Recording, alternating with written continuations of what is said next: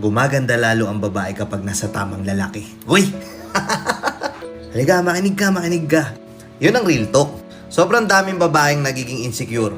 Yung iba nag-uusap-usap sila, nagtatanungan sila, Mare, bakit ganyan? Ang fresh mo pa din, nakailang anak ka na, bakit ganyan? Ang sexy mo pa din. Sa likod ng lalong gumagandang babae, merong nag-aalagang matinong lalaki. Naniniwala ba kayo na kapag nai-stress tayo lalo, mapapabayaan na natin yung sarili natin? Masyado na tayo nakapokus sa isang bagay, masyado na tayo nakapokus dun sa stress na yun, napapabayaan na natin yung itsura natin. Pero kung may nag-aalaga sa atin, kung may nag-aalaga sa inyo, hindi kayo bibigyan ng stress, matututukan nyo yung sarili nyo. Lalo na kung susuportahan pa kayo ng lalaki, di ba? Ito kasi problema sa atin mga tol eh. Yung iba, hindi lahat ha, yung iba, ito na naman tayo. Baka sabihin nyo kasi nilalahat ko na naman. Yung ibang mga lalaki kapag nagkaanak na sila, anong nangyayari? Porket napasagot niya na yung babae, tapos na siya sa hirap sa pangliligaw eh. Nagawa niya na lahat ng effort, napatunayan niya na, napasagot niya na, okay na yun. Stop na yun. Kumbaga normal routine na lang. Sobrang ako mag-alaga, magbigay ng effort yung nililigawan mo pa lang yung babae. Lahat ini-echapwera mo para dun sa babae. Andyan ka palagi. Halos spoil din mo yung babae. Pero nung napasagot mo na, ano nangyari? Titigil ka, di ba? Ngayon, ito si babae, nag-expect pa rin siya na sana bumalik yung dating ikaw. Kaso ang problema nung nagkaanak kayo, hindi na. Putang nangyari, ginawa mong katulong yung misis mo.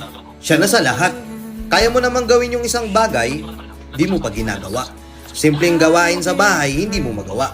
Kahit may time ka naman. Siya na all around.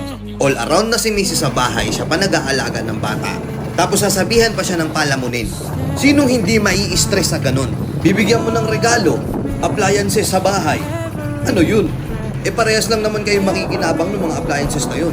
Tapos dahil nga ganyan, bugbog na sa araw-araw sa kakatrabaho sa bahay yung misis mo, kakakaalaga ng anak mo, nawawala na siya ng time para sa sarili niya. Totoo mga madam, di ba?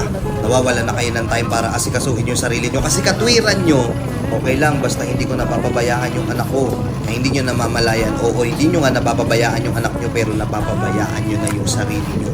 Tapos itong mga lalaki na to, ang nakakabwisit pa, instead na tulungan si misis, hindi.